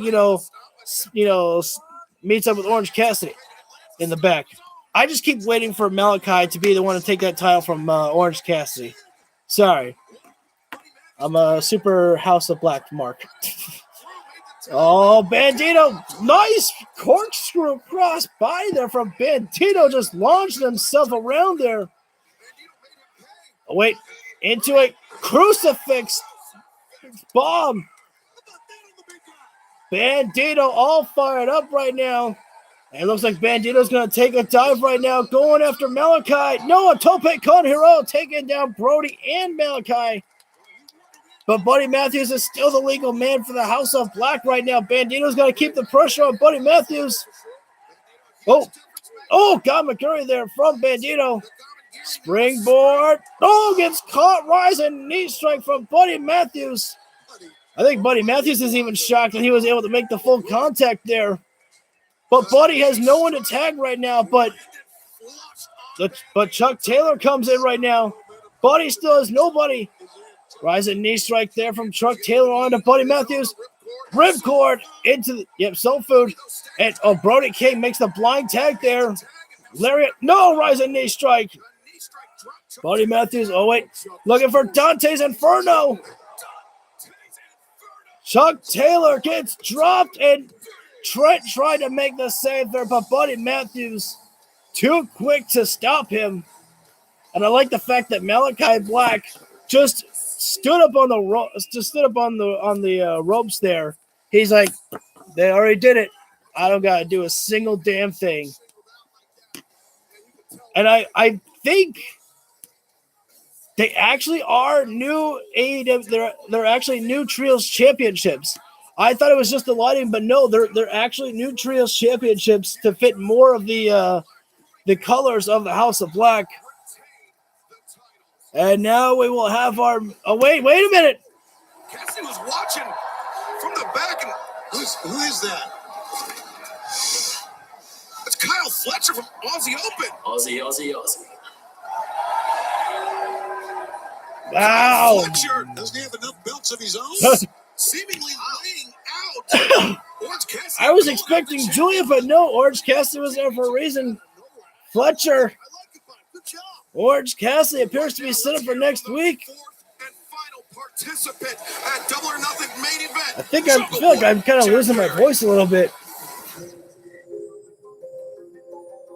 I first started training to be a professional wrestler when I was 9 or 10 years old, and my parents found a place for me to go train in a guy's backyard with a ring in his backyard, kind of similar to the setup I got going now. And professional wrestling was really the first thing I knew that I wanted to do with my life when I grew up. You know, it feels very rewarding now to be literally living out the dream that I had as a little kid. Of all the pillars, I aligned myself with Jack because I thought he had the most talent of all of them. And I stand by that. I hope that my time is now to become the champion because I think I've put in the work to make that happen. If Jack can pull his stuff together, if he can get his head out of his own ass, he can and will win that world championship. Christian taught me a lot, but at the same time, he came along and kind of tore that all down for me. And he showed me that this whole world is kind of colder than I had ever really imagined. I am the next AEW World Champion, but I'm not just going to do it for me. I'm going to do it for every single person who has supported me since day one. You look at MJF, this guy wrestles 4 times a year. You just get to walk around here and do whatever the hell you want. And it's pretty much been that way since the very beginning. I never wanted to grow up to go out there for 30 minutes and sing show tunes on TV. You know, I'll talk in a sec. The best professional wrestler in the world. I want to show that if you put in the work, you can make it happen. You don't need to take shortcuts like this guy did. To varying degrees, I don't like any of these guys personally. And I think we're all very different. And I think when you have 4 young, hungry guys who all want to prove that they're the best, it's going to be something spectacular. Yes. Double or Nothing live on All right, so we're getting the cage lowering right now. I believe it looks like it's going to be lowered. Obviously, our main event coming up, but I love the fact that actually every single person had their, hey, we got a rematch. My boy Kip Sabian is going to be on Rampage, and I'll be able to watch it this time. But I just want to talk before we go through the match card that they were showing on Rampage and for Dynamite next week, is the fact that I love the fact that Sammy Guevara had Chris Jericho talking for him at a certain point. Darby Allin had Sting talking for him at a certain point. Even Christian Cage was actually talking for Jungle Boy, even though he was still kind of healing it up there a little bit. MJF had nobody but himself. Because nobody likes MJF. You know, the only person who ever had aligned with MJF, really, and stuck it out was William Regal until MJF betrayed him. I think I have that right. Oh, Action Andretti.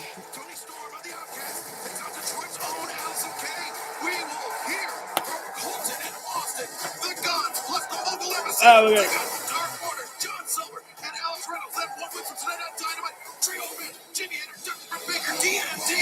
that's gonna be a fucking epic. Oh, Ricky and Jay White. Another promo package. Jesus, which is good. I like it. I was going to put you in the ground, Juice, and that's exactly what I did. And of course, after the match, what happened? Jay White up blindside shot. I'm so sick of the Bullet Club. And I want you to understand something, Jay. You were this close. Jay White, no! To get a hit with the Roshan. Let me fill you in on something, Ricky. We don't deal in almost, mate.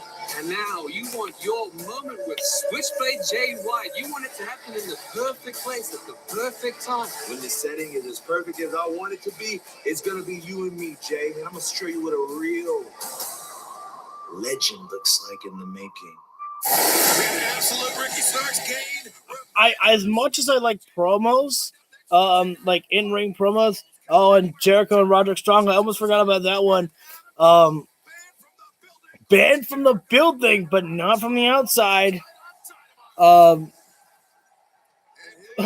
much as I like the promos, watching, people cut live promos, I think that what they're doing, tonight is actually working really well by doing promo packages.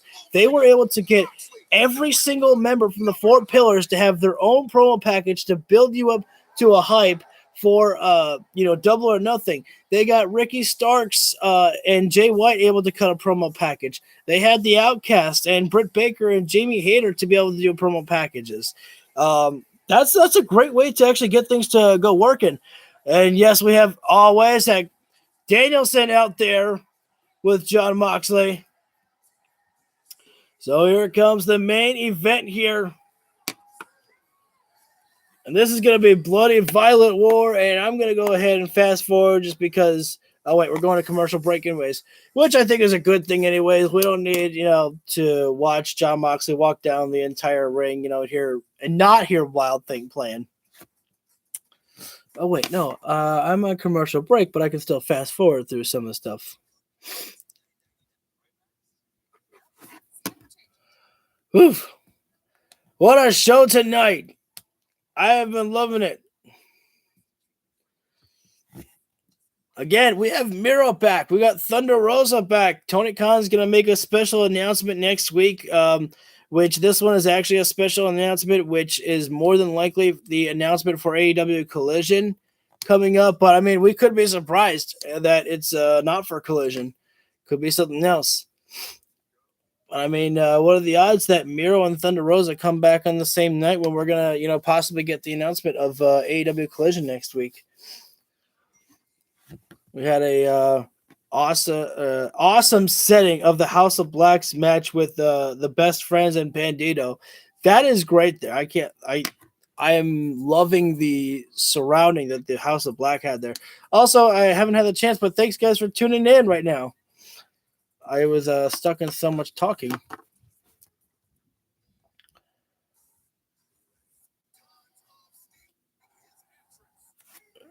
Get right to things here. I don't know if bringing Don Callis is the best idea. Moxley brought Bryan Danielson and Kenny Omega. Who does he bring? Brings Don Callis down to the ring. Now, does Konosuke Takeshita turn on Kenny Omega tonight? Wait a second. These guys going right after each other before they can even get in the cage. Just brawling away with each other here, which is great here because we just want this matchup to be bloody. We want it to be violent. We want the same type of war that we have witnessed between these two men in the past. I mean, they won't even... Oh, Danielson... Wait, is Don Callis out on the table? Oh, Don Callis keeping away from the table, which is smart there. Part of me still kind of wonders if Don Callis... No, I don't think I wonder if Don Callis is actually, aligned with the Blackpool Combat Club anymore. Oh, Moxley being sent into the guardrail, and now... Oh, wait a minute now. The rest of the Blackpool Combat Club members coming out, going after Kenny Omega.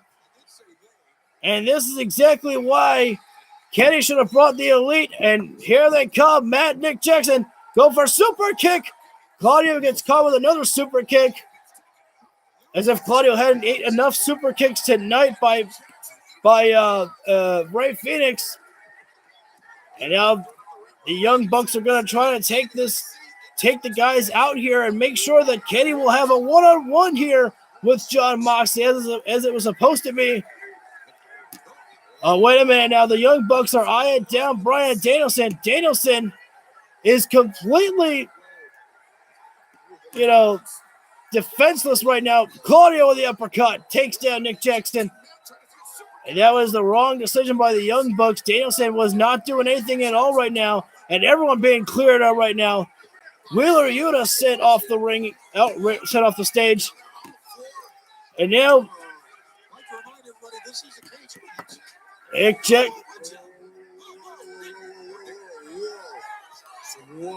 Jackson. Listen, you gotta pay attention to what's going on, brother. You shouldn't be paying attention to me. And right now, Nick Jackson's going to take the dive off the stage, or crossbody, taking out the Blackpool Combat Club. And what's going on? Oh, wait, security. Nice leap there from one of the security guards. He just jumped right over Claudio. And they're trying to, get things under control here. And, I can't say I blame them.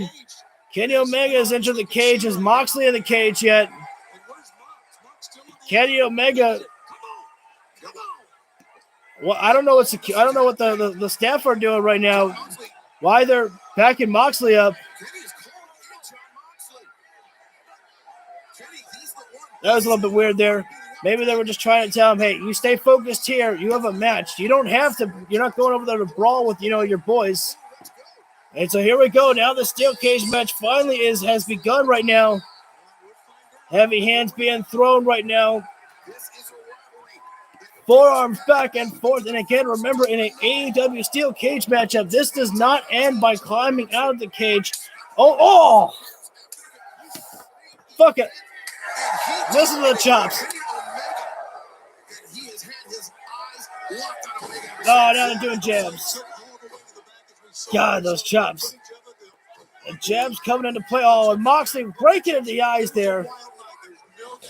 Desperation move already. And big boot there from Kenny. Fireman's carry there from Omega. Rolling senton. Omega always follows up with a moonsault.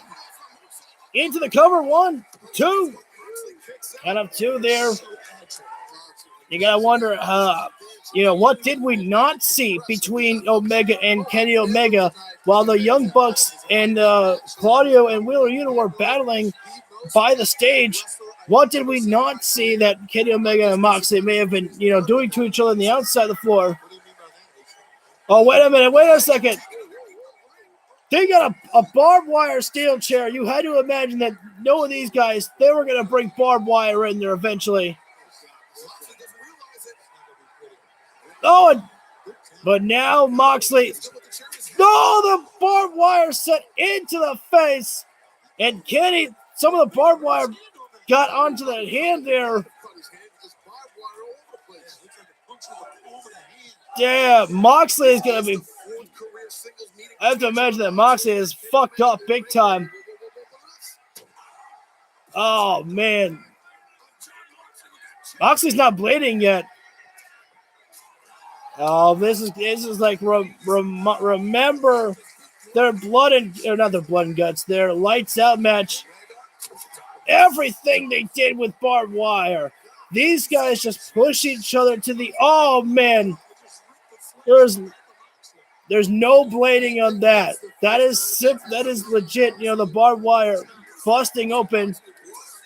I don't even know if Moxley, bladed it all there. Because Moxley is bleeding. Moxley pulled the cameraman to use the camera as a weapon.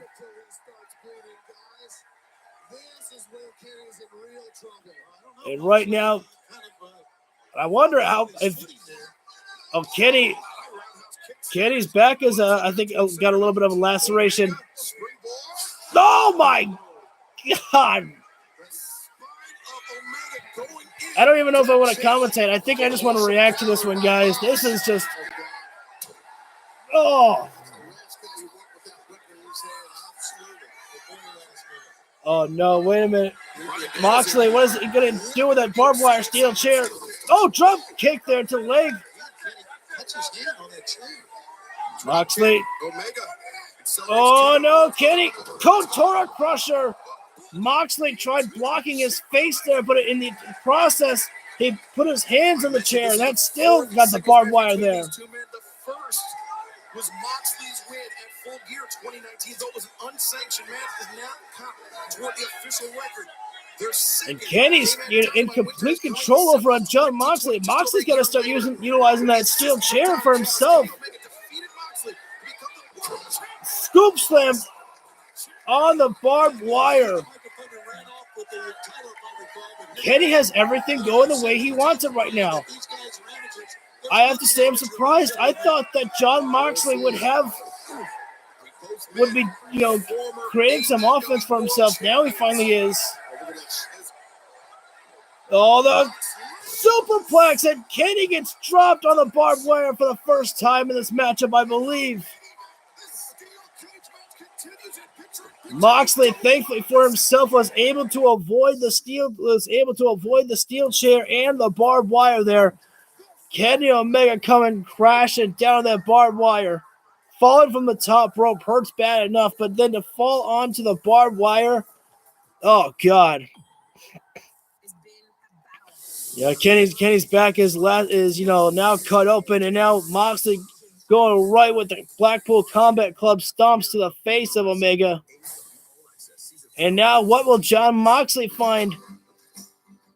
Oh no, Moxley ripping off the turnbuckle pad.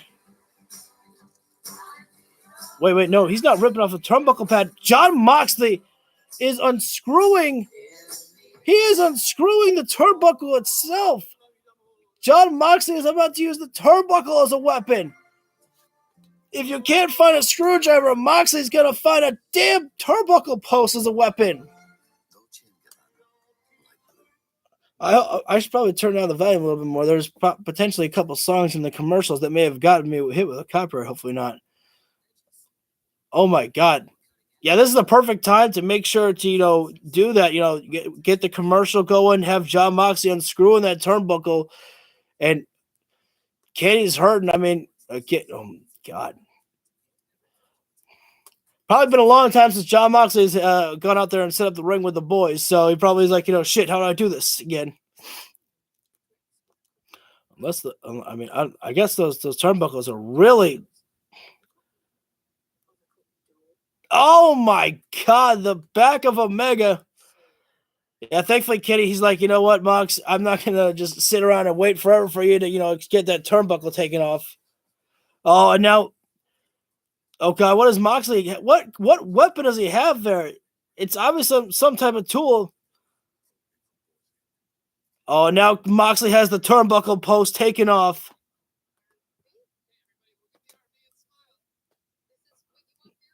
Both men's backs are bleeding heavily. What is Moxley? What is he doing? He's taking off the second. Is he just going to take off all of the turnbuckles?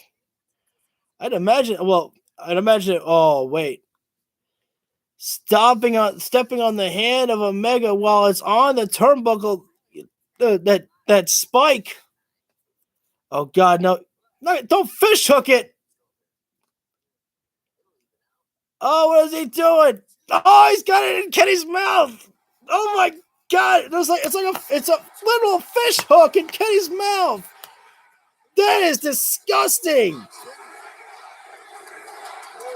The "you sick fuck," the Jon Moxley chant. God. And now, what did he do? We missed it. Oh, and bashing Kenny with that steel post there. I'm sorry, I don't really know what it's called there. Now he's got the rope. Yeah. I don't know if you heard Taz, because I may have had the volume a little bit too low. Steel cables are under the ropes there. Oh, and right in the eye there, desperation, but it's no DQ. Gouging his thumbs into the eyes of Jon Moxley. For a moment, that cable was wrapped around his mouth. Oh, Moxley! Nice drop hold and into it. Oh, another choke being applied there. And Omega could pass out. Wait a second. Is that the Bulldog choke? Does Moxley? I think Moxley. Is that the Bulldog choke? Don Callis, a man who we've heard many times refer to Kenny Omega as family. Oh, absolutely. Another.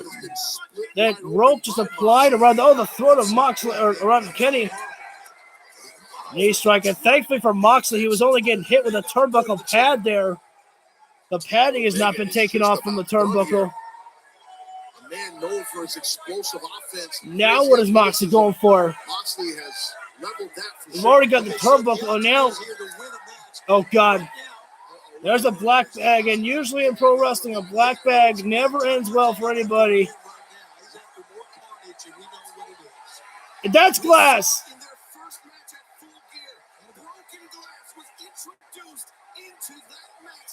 That's glass. It's not fucking thumbtacks. That's glass. Oh, looking for Death Rider on the glass, but no miss. Missed it. Kenny steps through. Yeah, I was hoping Moxley wasn't going to sell like he got put through the glass. It's like that wouldn't work. Can you imagine what broken glass can do to you? You can get caught in your skin. Feed trigger! Omega has Moxley up electric chair position. Oh, guys, you're going to do one-winged angel on the glass. Oh, Moxley turns around, sleeper hold.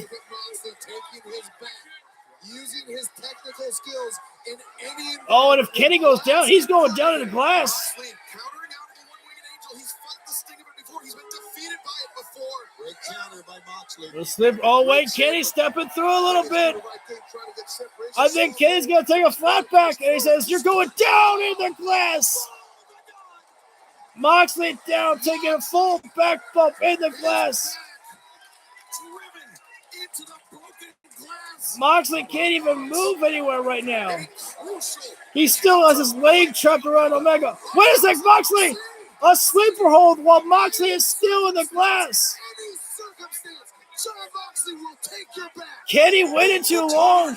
Oh man, you can see the glass still sticking in the back of Moxley. Oh! Omega pushed Moxley through the glass. Oh, Moxley. And now it might be Kenny Omega's turn to go in the glass. Dodge style pile driver. No. Oh, no. Wait. Sunset flip. Wait. Omega. Feed trigger once again. Heavy leg there from Omega. And despite the fact that Moxley just got a knee to the face. Guys, you gotta, give it up with the fact that we are getting a matchup like this on a free show. You don't have to pay for this violence. You're just getting high, intense blood fest. Although I think that Kenny should get some blood on his face. Omega, the chop with that. Oh, slap. And both men slapping each other across the face. Oh, that one made a little bit of contact there from Omega. And think about this. I mean, the slaps are not only disrespectful, but at the same time that you're getting caught on your ear as well, too. Feed trigger once again. And a big boot. Wait. Another feed trigger. Moxley is out. No, the Dragon Rush. Oh, but I think Kenny wins the glass. I think Kenny went a little bit in the glass there. Moxley, and we're still in a steel cage here. It looks like Mox is set up for something here. You kind of forget that there's a steel cage because no one's used it only once. Oh my God, they went right through the fucking cage.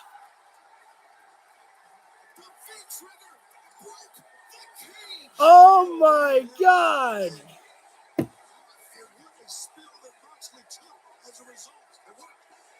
And Kenny landing on one of the bars, and he kind of crotched himself. They went through the cage. They went through the cage wall after the V-trigger. Oh, God, yeah. Kenny got trapped in the leg there. He's hurting, and both men are hurt. My God. The doctor. The doctor's checking on Kenny. Oh, man, that sucks. You said it. His leg was trapped there, Kenny. Yeah, you could pull your knee out. Kenny can barely move, and that allowed Moxley to be able to get back in this one. Oh, no, wait a sec. A screwdriver, which has become the weapon of choice for the Blackpool Combat Club. The Blackpool Combat Club has been using this screwdriver. And now what is... Wait a sec. Don Callis is there. Oh, no. Wait a minute now. That's a little bit unfair if you ask me.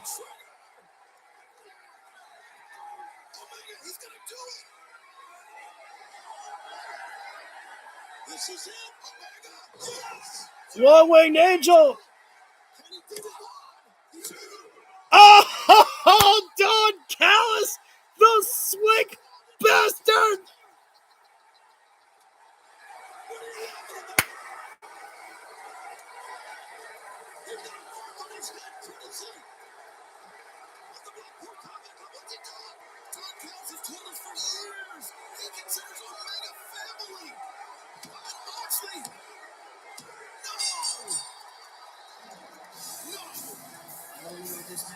I fucking called it when Moxley attacked Don Callis with the forearm. I said to myself, I'm sorry, we have the volume lowered because they're playing Wild Thing, which is easily could get me copyrighted here, but I said it. When Moxley hit that forearm on Don Callis, and it was just moments ago that Don Callis was like, well, we're losing focus here. Why are we dealing with this trio shit? Let's get back to the singles competition, Omega. Let's get back to winning championships. We don't have to play best friends with the Young Bucks. I called it. Are they still playing Wild Thing? Yeah, they're still playing Wild Thing. Is Don Callis, though, part of the Blackpool Combat Club now, though?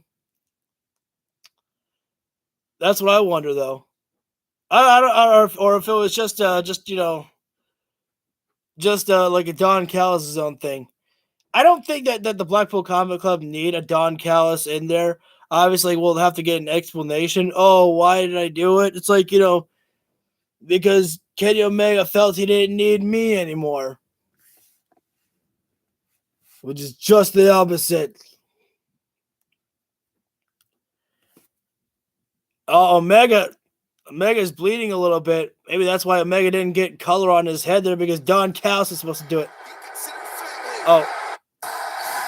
Okay, so they turned the volume off now. See the blood on the face of Omega from where he was stabbed by a man he considered family. So new low. This is kind of sad a little bit to watch. Oh, he's going to do it again. Look at this. The referees need to step in. Well, that means security. No.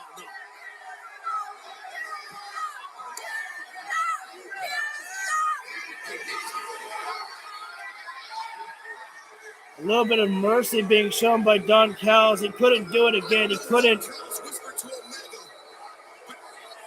What could you possibly say after something like that? Shocked the world, Don Callis did. Definitely shocked Kenny Omega. Brian Danielson, you have not stopped smiling. This is a despicable display. Notice this. Wait a minute, though. Think about this one, too. Konosuke Takeshita was brought in to help the Elite by Don Callis. We didn't see Konosuke tonight, but what does that mean for Konosuke at all? I'd have to imagine that, I don't know. But also notice this one, too. Don Callis didn't embrace Jon Moxley at all. Nothing with the Blackpool Combat Club as of yet.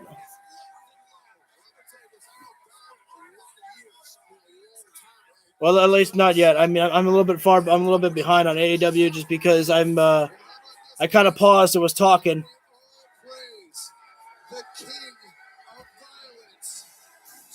So they got Wild Thing playing again. And yeah, Moxley basically just, shrugged his shoulders. I don't think that Don Callis has joined the Blackpool Combat Club. Yeah, he has his own reasons for doing what he did. It wasn't like, I was secretly aligned with the Blackpool Combat Club. Multiple stories are playing out, man. The Blackpool Combat Club and the Elite, Don Callis and Kenny Omega. Again, I'm going to repeat the same thing that everyone says as well.